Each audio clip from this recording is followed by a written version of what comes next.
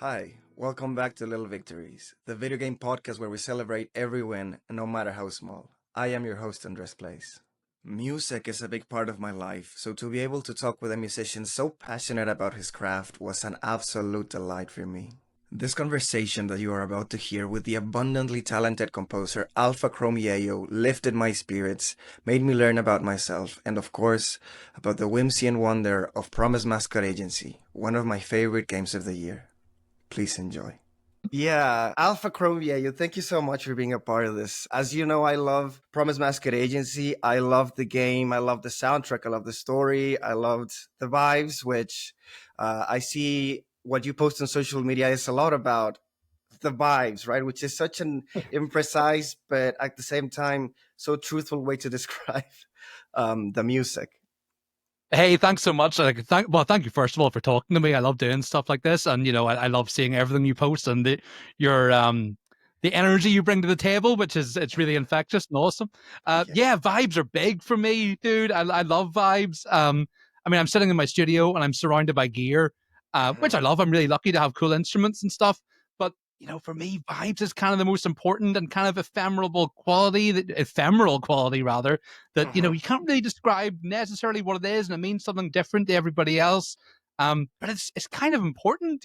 So for me, the vibes, whether it's where I'm sitting or what I'm injecting into the music or what I'm enjoying that other people are doing, it's kind of all about the vibes for me. Yes, absolutely. I'm gonna go on a tangent here, but it's so true. Like what you're saying about the vibes. I am a DJ. I used to DJ a lot more often a couple of years ago, and I do certainly completely feel that. It's ephemeral. It's like you can't explain it to like a normal person who hasn't been in front of a stage, right? Because it's difficult to understand or to describe. But then you talk with other musicians, some other people who have been on stage, and it's so great to actually get to talk about that, to actually capture lightning in a bottle as well in a soundtrack, just as you did with Promise Mascot Agency. So that's Hey, fantastic. that's so kind. I mean, that's a lovely way to put it, and I really, really appreciate it. I mean, that's when I hear something like that, I feel like I've done a good job when I hear something like that. It's really nice. I really appreciate it.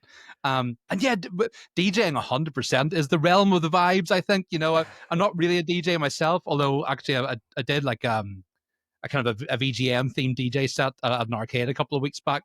It was Oh my yeah. first time DJing in maybe like 15, 20 years. Um, and yeah, and it was all about the vibes. I mean, there's one thing thinking beforehand, right? Well, this might work or this tune's really cool, but you got to read the room. You've got to tap into the vibes, dude. That's it. There's probably no better way to put it. And yeah, Yes. that's definitely something that lives or dies on vibes.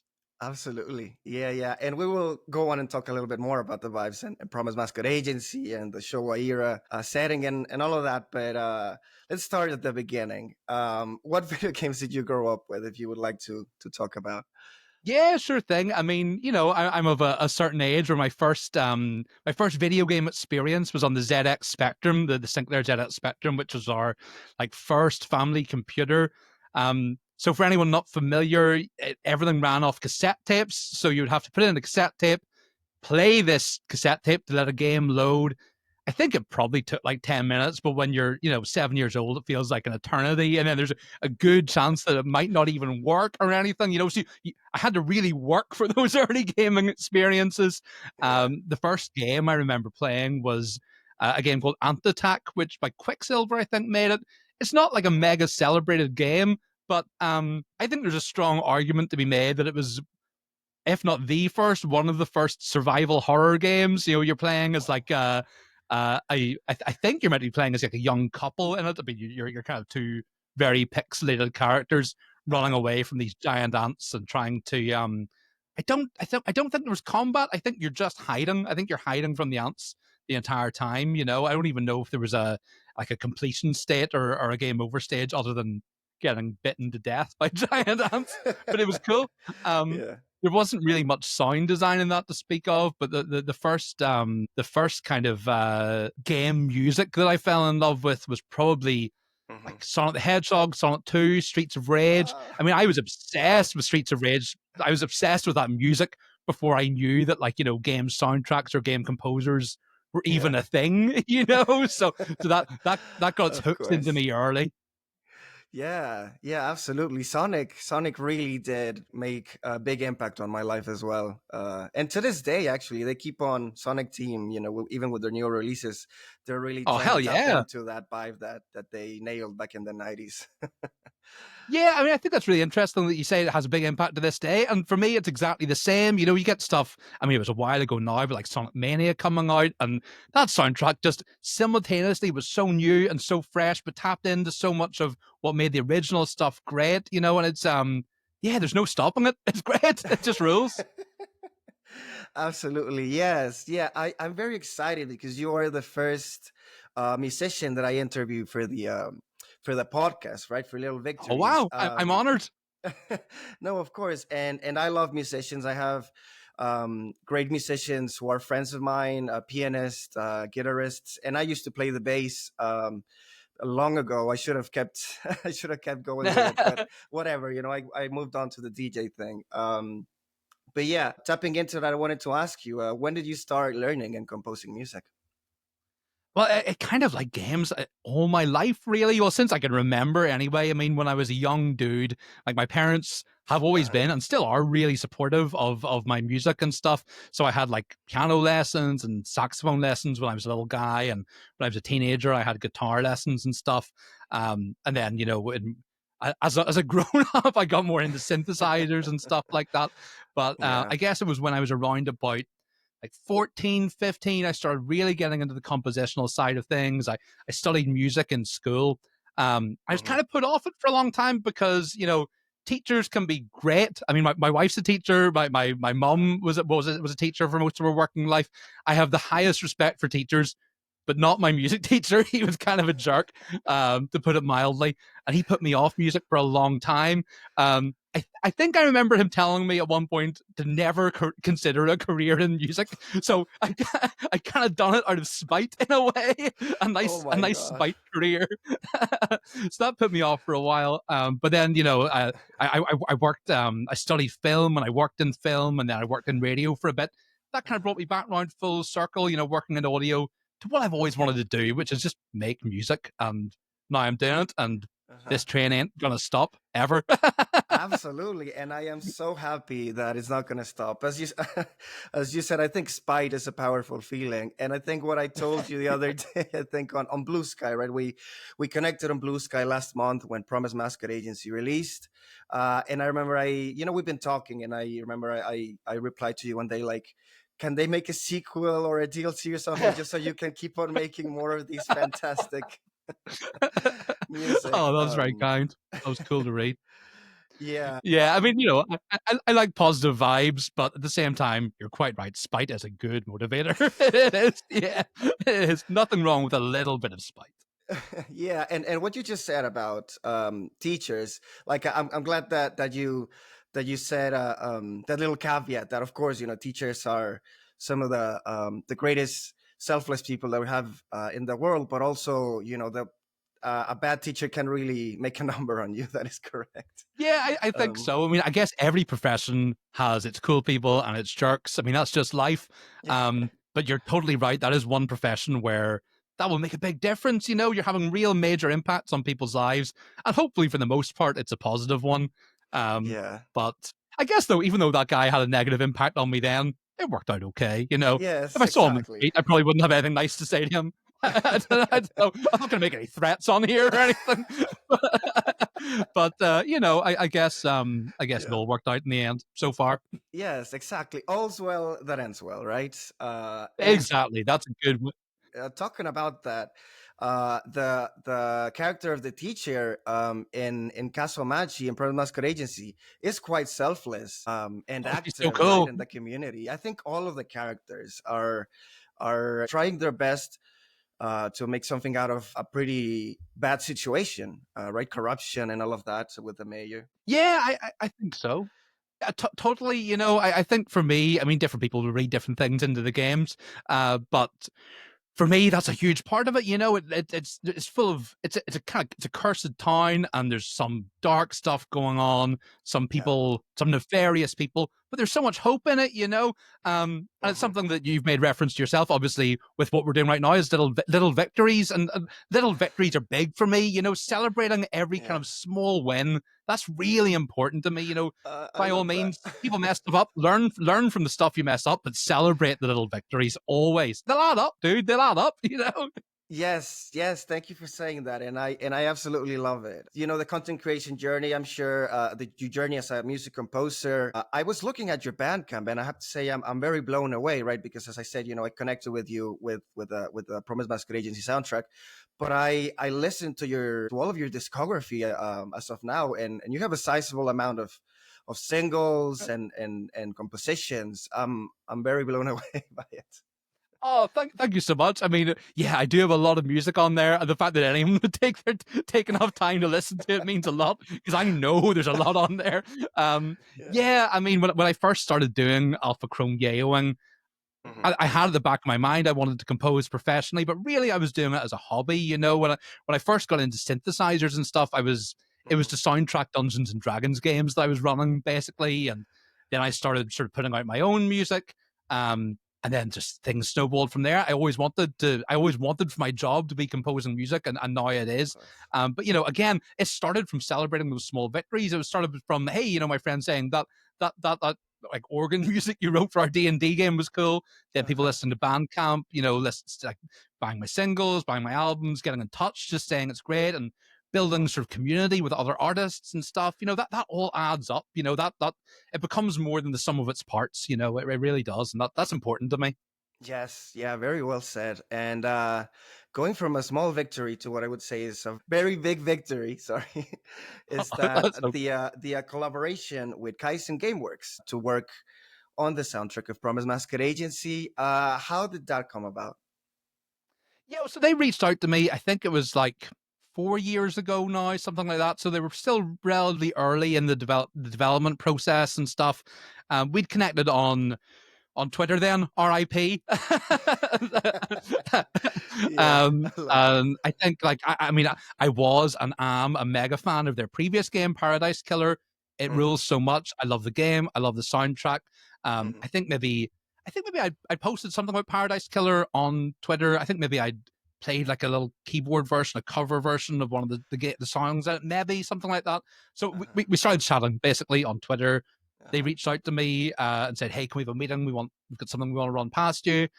They told me about the premise of the game. You know, this kind of yakuza crime story in a cursed town full of sentient mascots, and every single word they said to me, it just felt like this game was just made for me. But Hmm. I think that's kind of the magic thing about it. That I think a lot of people feel like that because it appeals to niche interests, but it's built on foundations that everyone, well, lots of people dig, like just Hmm. hopefulness and sort of found family and friendship and community coming Hmm. together to stick it to crusty old geezers.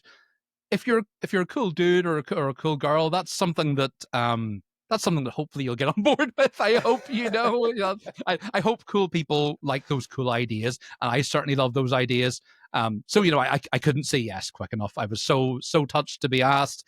Hmm. The rough idea they had for the music, for what they wanted to sound like. You know, they mentioned they wanted to be inspired by sort of Showa era jazz and to some Hmm. degree traditional Japanese music, all stuff that I love anyway. And Hmm. when you're a composer, it's great to get that kind of information, those kind of like touchstones of stuff to like a jumping off point. But it's really nice when it's stuff you already love. That's that's really makes things a lot better for everybody, you know. Yeah. Yeah, of course. Like you can adapt, right? You know, you're a musician. You have a lot of interest in many genres, I can imagine. But if it's something that you already love, it's gonna be much easier. Yeah, that's it. It makes it easier. It makes it more fun. I mean, I part of my whole deal is I love making music in just about any genre I can, even just to see if I can, even if it's nothing, you know, that I'm doing professionally. Like one time I put out like a country album or more like a cowboy album just to Uh-huh. see if I could, you know, I like seeing if I can do things. But if it's something like Showa era jazz, like Japanese jazz fusion, you know, artists like Uh-huh. Masayoshi Takanaka, Tatsuyama Shida, people that I just love, that's obviously going to make me just gag to do it. You know, I was itching to do it. So glad that it worked out, and yeah, I'm just proud. I'm really proud to be part of of what I consider to be a really special game made by very special people. So it's been a joy. Yes, yes, absolutely. I think the song Righteous Fury, that was sung from Shiori, comes to mind. It's also like these very heavy guitars, right? Oh, I was so happy to do that. I mean, what the first songs I did were kind of I think I did the kind of mostly the jazz fusion stuff, and then some of the more Japanese traditional inspired stuff that plays like when you're cleaning shrines and stuff in the game. So it Hmm. was a few months in, I think, before that track was suggested. Hmm. I think the people at Kaizen had said they wanted something heavy for Shiori, and yeah, I Yeah. love metal. You know, I grew up listening to a lot of metal. I still love metal. I enjoyed doing that a lot. I don't know if my neighbors enjoyed it so much. I mean, I've got some soundproofing in here, but they still definitely heard me screaming for 2 days solid doing those death metal vocals, you know. So it was a treat. I loved it. Oh, that is fantastic. You know, I hate it when I enjoy conversation so much, I forget that I need to come up with another question. I'm sorry about that. But Hey, that's okay. That's uh, okay. We'll get by on vibes. Don't worry. We'll just chat. absolutely. So Promise Mascot Agency, as you said, I think that for me, when I played it, you know, I review games. I've been reviewing games for 3 years now, right? As a professional, I say like in air quotes professional, right? Because I just really love it, but also I still try to be professional in terms Oh, you're of you're definitely a professional. describe of knowing how to Yeah. describe, you know, the mechanics, and I always try, especially if the music connects with me, always try to add one or two paragraphs about the soundtrack, which is not something that you see very often, right? Usually they just, you know, don't write anything about it, and I love it, right? I earlier this year I fell in love with the soundtrack from Wonder Stop by C418, and then to have like 1 month later, right, the Yeah. soundtrack by yourself and Rio Koike, right, from Promise Mascot Agency, I was just enthralled. I was in love. Music, as I suppose that, you know, by our brief conversation so far, you can already surmise. I love it. It's part of my life. I wake up to it. If I'm feeling down, I it picks me up. And even at night, I put some music to sleep, right, from Max Richter or whatever. So I love the soundtrack of Promise Mascot Agency. Oh, that makes me so happy. I got goosebumps when you said that about it being part of your life. For me, that is the single greatest compliment I can get is when people involve my music in their day to day life. You know, just going about their day with my music playing. I mean, obviously, I love the game. I want people to play the game above all else and enjoy the music in the Yes. game. But if wonderful people like yourself take it out of the game and bring it into their lives, whether that's, you know, the music or whether it's any other element of the game, that's the greatest compliment to me. That's just there's nothing bigger and nothing better for as far as I'm concerned. That's amazing to hear. I'm very grateful and Oh, very grateful that you take the time to mention the music in your reviews in general. Because as you say, you don't always see that. hmm. And you know, while working in audio, it's obviously a big part of my life. But I think audio is a big part of most media that includes audio. You know, so Hmm. it's really touching and warming and appreciated to hear that you do that. It's great. Of course, yeah, and we'll talk a little bit about that in a moment with the sound design and all of that. But um, going a little bit, just brushing up on the story, and I think all of the characters and all of the mascots, you know, they're real life mascots. They're not people wearing these suits. They're actually real life Yeah. mascots. So and they're all very human, right? They all have their own issues that they're struggling with, their own background, and their own life goals that they want to achieve. That you, as Michisane and Pinky, you help them, each and every one of them, to reach those goals, which is absolutely beautiful. Who is your favorite mascot and character of the story? It's such a tough one. It's like asking me to pick my favorite song or my favorite movie because it probably changes every day. I wrote down earlier on what I was thinking this morning. I'm trying to see if it matches up to how I'm feeling now. Um, Yeah. oh yeah, okay. So here's what I wrote. So in terms of visual design, I love Kabaya King. You know, the kind of the grilled Oh eel yeah. mascot. Yeah, So yeah, yeah. The one um, was yeah, visually, yeah. I think he's maybe my favorite. You know, for anyone who hasn't played it, he's a mascot for grilled eel. So he's got like a kind of exposed rib cage with cooked Oh yeah, eel. You know that you know the dude. Um, yeah, yeah, yeah. it's kind of it's a game that for me balances a lot of cute and a lot of creepy, horrible stuff, and I think he's a really good marriage of that. Mhm, Um, so visually, he's probably my favorite. In terms of the writing, I really love Karushi. You know, the kind of the he's like an otherworldly, little scary kind of. He's a little bit scary. He lives in a haunted tunnel, you know. But I really like him because he looks quite terrifying.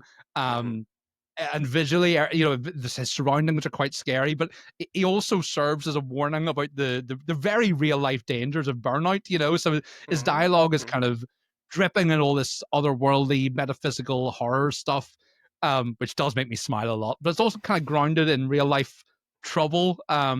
So yeah, he's very cool. I also I did some of the sound design for. I mean, the game is voiced very heavily, but some of the uh-huh, mascots have less human voices, you know. So I did the yeah, sound design for Karushi's voice with a lot of kind of strange breathing and rattling sounds, and you know, and I did Kokomaru, which who has kind of I don't even know how to describe Kokomaru's voice, kind of gurgling, and mhm. Uguichi, the bird who Oh yeah, the communicates bird in that you bird find song. at the top Yeah, of the mountain. yeah, Yeah. yeah, at the top of the mountain.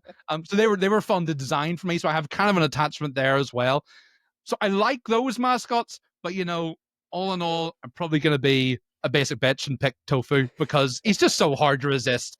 Like he's just the perfect little nervous guy who, throughout the game, you really see grow into himself and flower. I mean, all the mascots, as you said, have these hopes and dreams, which Michizane and Pimpy help them to achieve. But it's especially rewarding, I think, to see Tofu, who's one of the I think is the first mascot that you meet, kind of Mhm. flourish and really come into himself. And by the end, he's so whole and fully formed and happy. You know, Yeah. I just love him. I've got like my own little You cardboard Tofu printed. right behind Oh, I me. love Yeah, that. but I love him to bits. He's always with Yes. me. So yeah, probably my favorite mascot all in all. What about you? I gotta ask. Oh my God, man! I should have written this down. I think Oh yeah, yeah. Ichigo Love. Yeah, yes, yeah. He's Ichigo cool. Love. Yes, I absolutely love him because like there's a lot of comedy imbued into Promise Mascot Agency. I love the gameplay loop, right? Driving around in Yeah, your yeah. K truck, and then finding Ichigo Love and this very cute mascot, and then have the deepest voice that you can think of. Yeah, Just threw me for a loop. I yeah, was like, what? yeah. Just made me laugh a Oh, lot. I had the same experience myself because like I played the game a lot since its earliest iterations and early builds and stuff from basically from years ago when I started working on it. Mhm. But I didn't play the fully voiced version until pretty much until near enough the game came out. So I had the same experience that I'd seen Ichigo design, countless times, had it in my brain for years, and then I heard the voice myself, and I lost it. It completely cracked me up. Just this sonorous, rich voice from this incredibly cute character. Yeah, Yeah. really, really cool. A great gag and a great voice too. Really, really awesome. Yeah, and the story, of course, as you said, Tofu, the very noble goal of helping his family, and the other mascot, the green one that is at the cemetery. I really, really Oh, love her. Cocoon, yeah, yeah. I've seen loads of people say that she's their favorite, and that's really cool. Yeah. It's just, I guess probably the Kaizen bunch more than me had their Hmm. own maybe thoughts about which ones would be popular because obviously they have a lot more time with the mascots and a lot more to do with them than I did.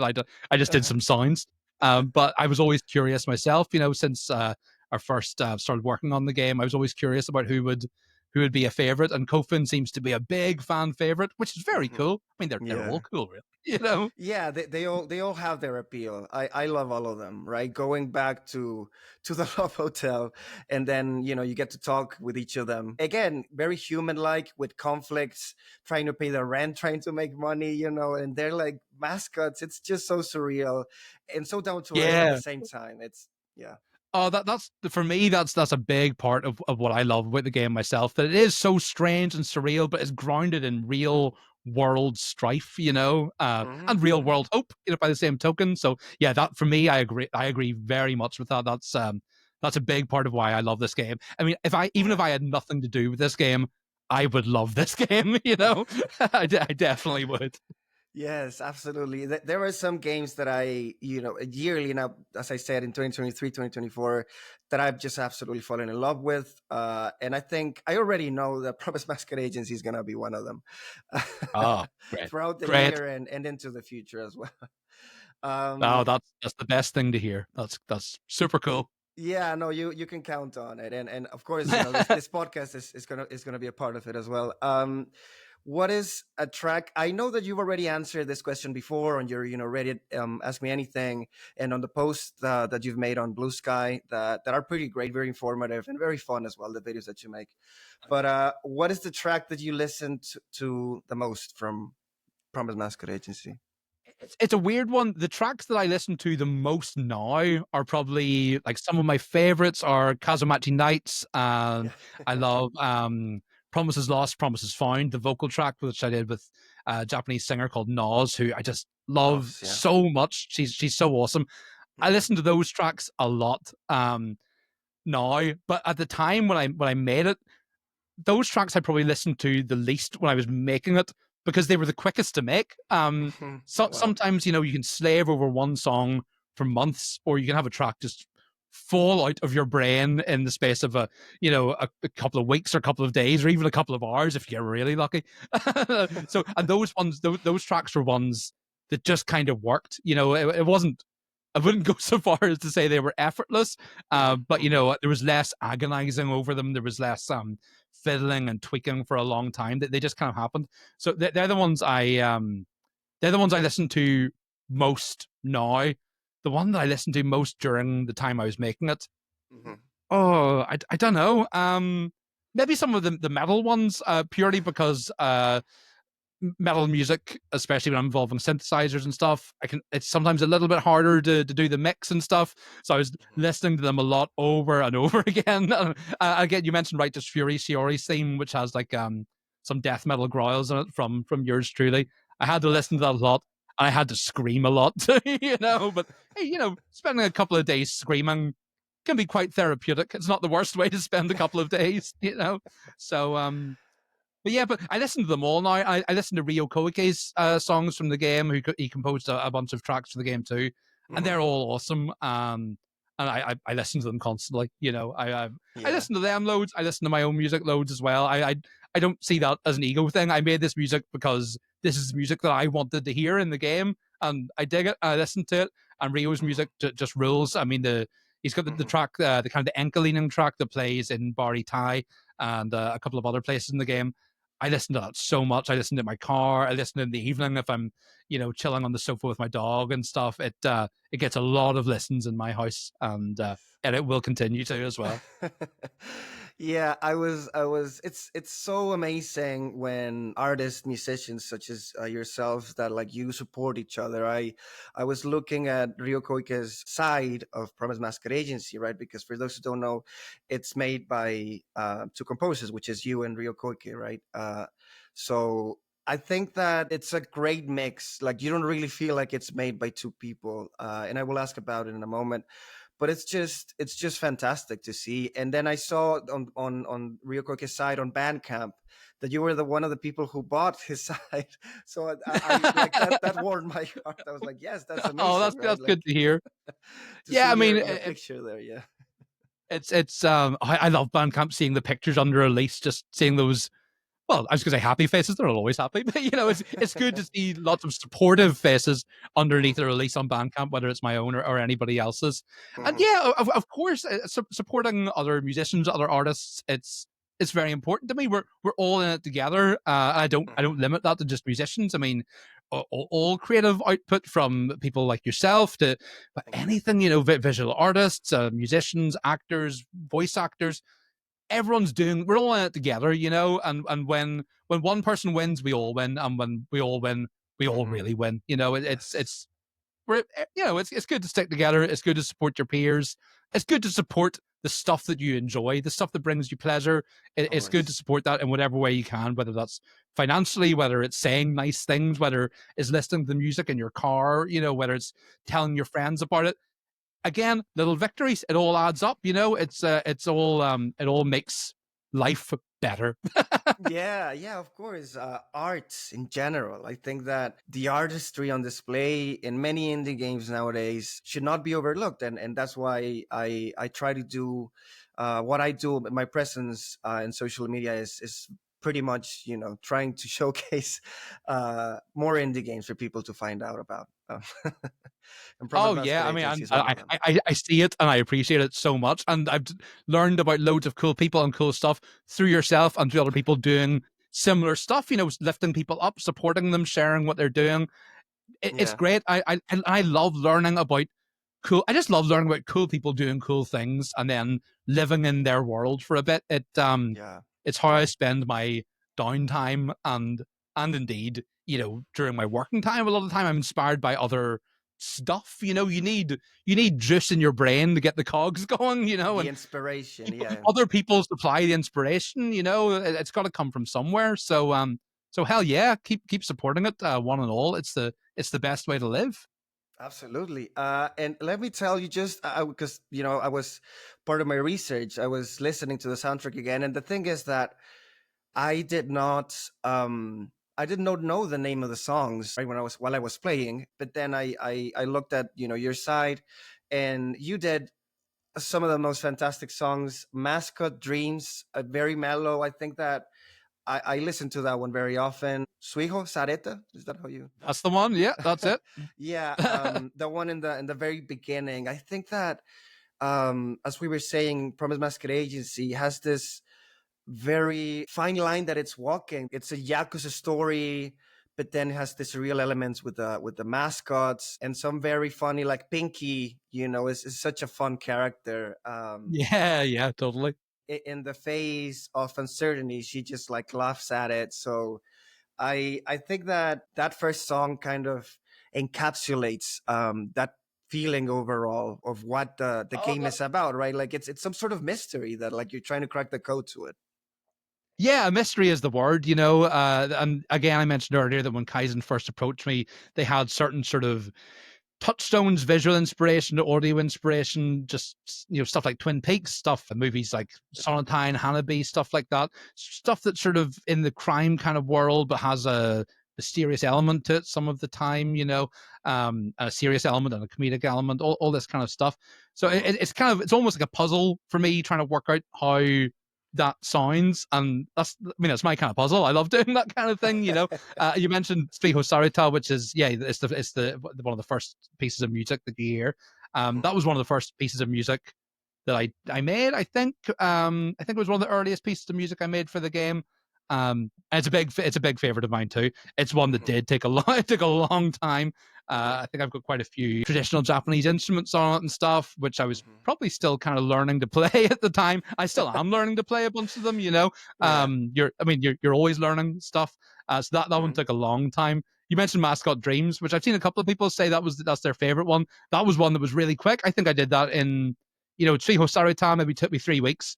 I think maybe Wow. Mascot Dreams took me like 3 days. Maybe it kind of just came together real quick and real nice. So it's a roll of the dice sometimes how long something's going to take, but Hmm. it takes as long as it takes. It takes the amount of time that it needs to take, and similarly, it was nice to have quite a bit of freedom in Promise Mascot Agency.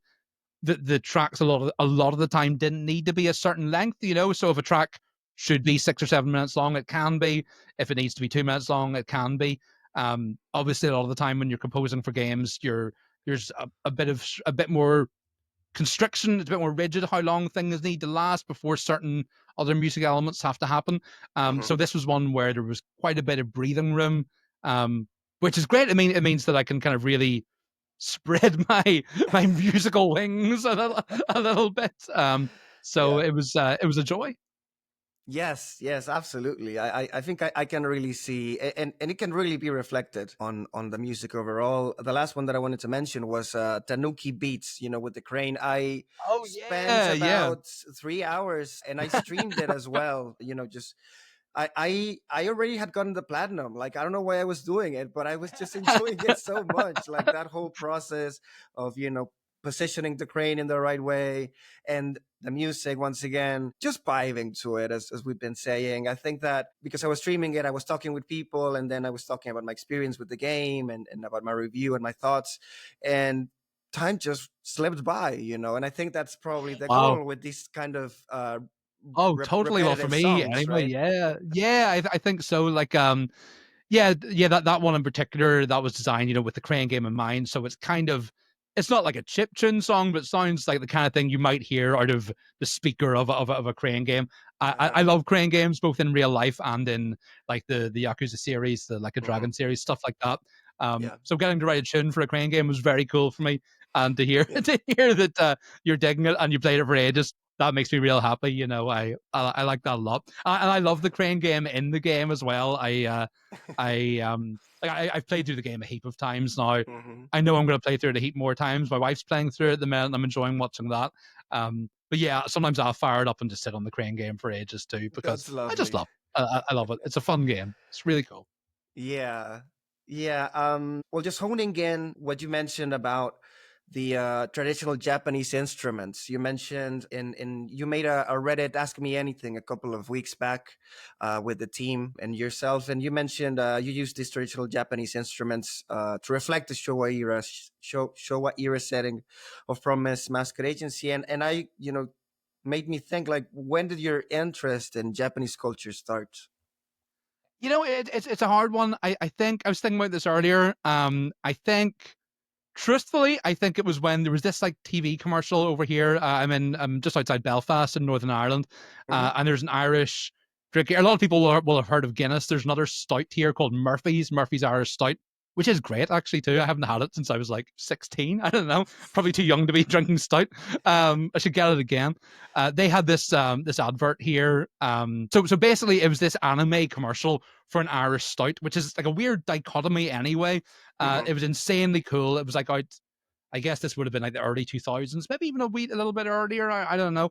It was this Uh-huh. insanely cool anime advert, sort of Akira kind of vibes. It was directed by Hiroyuki Kitakubo was the dude who I think Hmm. actually had some. He worked on Akira in some shape or form, and I think he directed one of the Blood movies as well. A Wow. cool dude. So he made this Yeah. incredible anime commercial for Irish Stout, featuring these samurai warriors running through like a dystopian city before ending up at a bar and ordering Murphy's. It's way cooler than I'm making it sound. It's really good. I recommend looking it up. I'll send it to you afterwards. But anyone Absolutely. watching this, Yes. I recommend looking it up. And I mentioned I was probably like 16 or 17 last time I had Murphy's, but I think I was Hmm. probably like maybe 13 years old when this advert was on TV. It Uh-huh. was I'd videotaped like a movie that was on late at night, and this commercial was on in the middle of it, and it blew my mind. I'd never seen anything like it. Hmm. I kind of probably got into sort of anime and stuff like that off the back of that. Um, Uh-huh. but nowadays, as a grown up, I'm very very interested in Japanese culture and many cultures from around the world. I just love I love learning about different people doing different cool things, and Yeah. a part of that is learning about different cultures. I'm very interested in Japanese culture and Japanese music. Being a musician, it's interesting to look at just different approaches to music that are kind of maybe outside. I mentioned I'd studied music, and obviously that was from a Western perspective. It's interesting to listen to music and to read about music, theory and approaches that come from a very different approach, and it helps me learn as well. Hmm.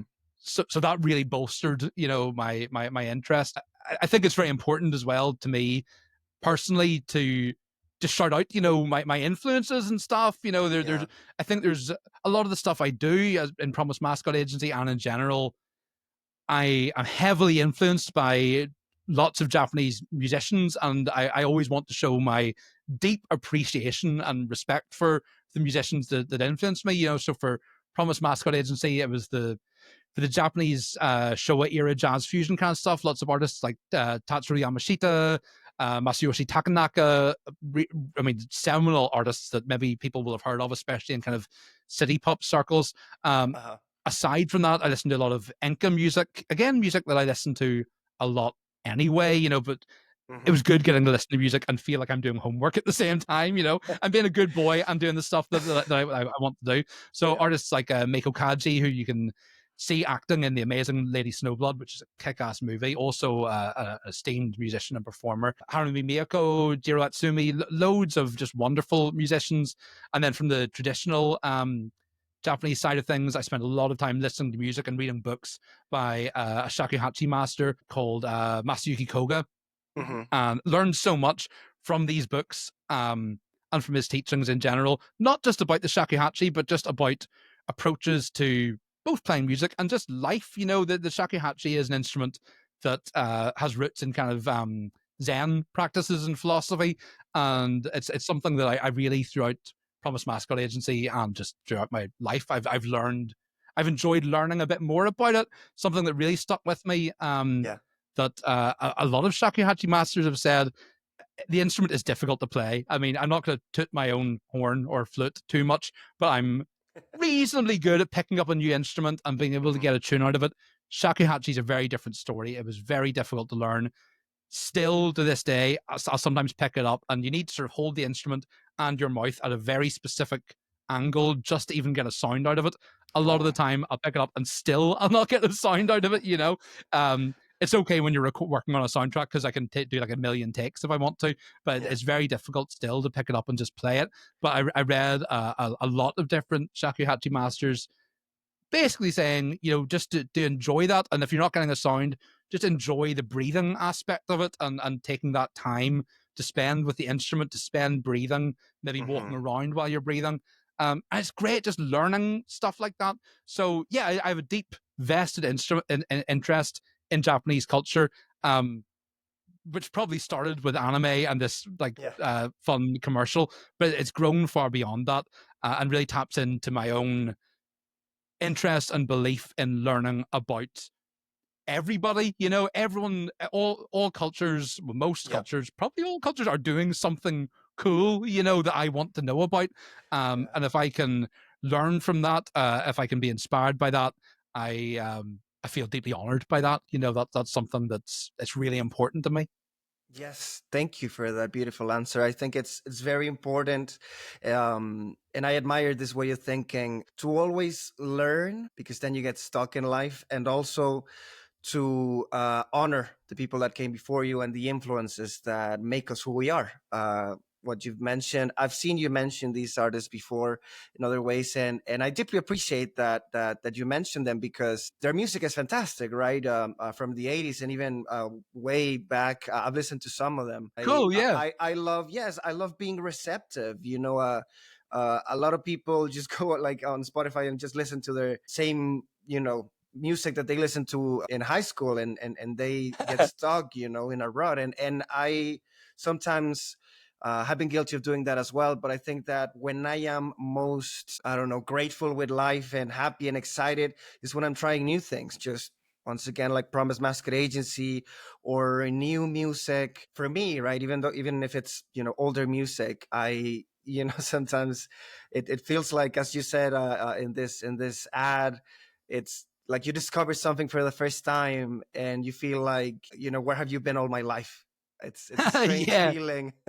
Oh, that's the coolest feeling. That's the coolest feeling. And that word you used, like living receptively, for me, that's the best way to live. I mean, it's just being open to new ideas.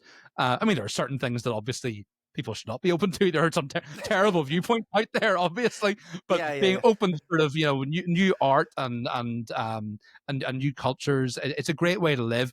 And there's nothing wrong with listening to the music you listen to in high school. I do it a lot of the time as well, especially yeah. if I've had a couple of drinks and it's late at night and having a dance in the kitchen with my wife or Yeah. something, I'd probably put on some pop punk that I listened to when I was 16, and that's great.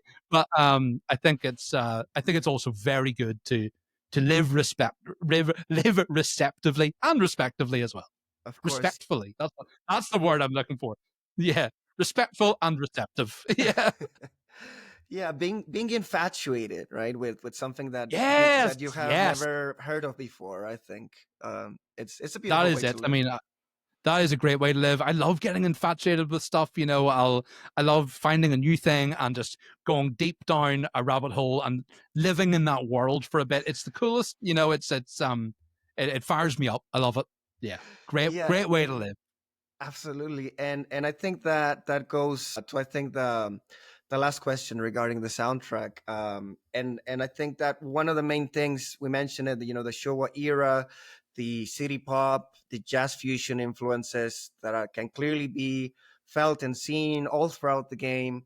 Um, you mentioned you have a CRT TV in your studio, right, where the magic happens. When I read about that, I felt like it was such a brilliant, brilliant idea because I see people play. It's sort of like a counter culture that's been propping up, which is, kind of rejecting everything new, or living alongside it. Not rejecting it Yeah, or yeah, yeah, antagonizing totally. it, but then I see friends, right? Hook up a PS2 and go look out for a CRT TV, and I look at that and I feel like, I mean, I have a PS2 right there as well, and I'm like, well, Yeah, yeah. I should do that too, right? Because it evokes a feeling, It and it does. It's the vibes. It's all about the vibes.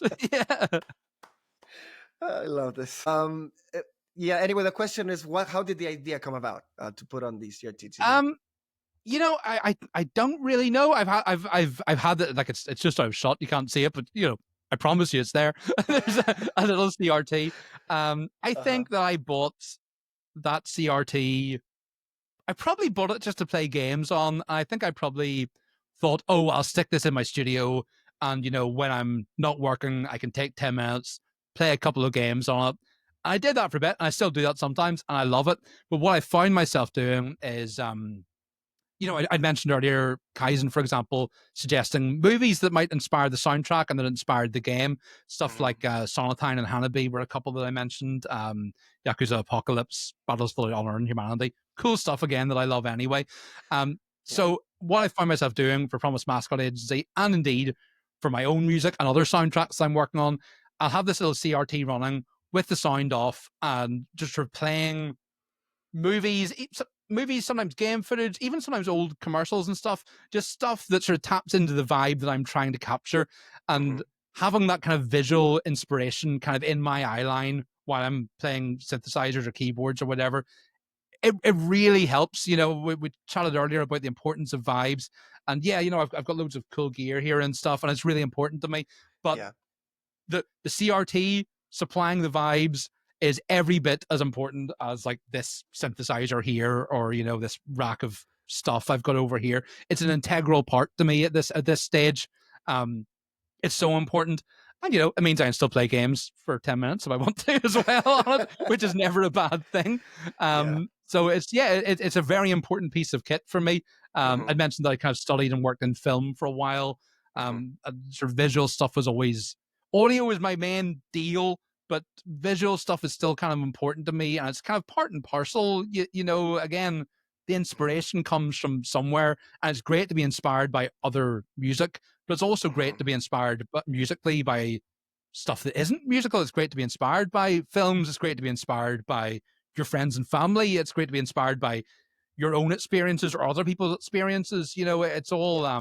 it's all important. So if I've got like a lovely little 1990s screen right here pumping those vibes into my face, it really helps me. Yes, yes, completely. I think the vibes are just as important as the tools you're using to create That's a things. much better way to put it than I just did. Yeah, that's a really good way to put it. Absolutely. Yeah. Oh my God, you said, when we were talking, setting this interview up, you said that we were going to have a great time, and I think that we absolutely had. I think it's the fastest hour that has gone by in my Oh, was life. that an hour? Holy shit. Oh my god, so it was. How Yeah. did Yeah, that well, I've happen? had a blast. Thank you so much. Yeah, I thought we would have fun. I knew we would have fun. I've had a load of fun. I hope you have too, and I hope anyone watching it has had fun. Yes, absolutely. You mentioned. I think I just wanted to mention one last thing about how do you feel about the reception about the game? With you quoted Vice, and that made me very happy as well. That they fell in love with the soundtrack. How do you feel about the future of your career, which I'm very invested in, and the reception of Promise Mascot Agency?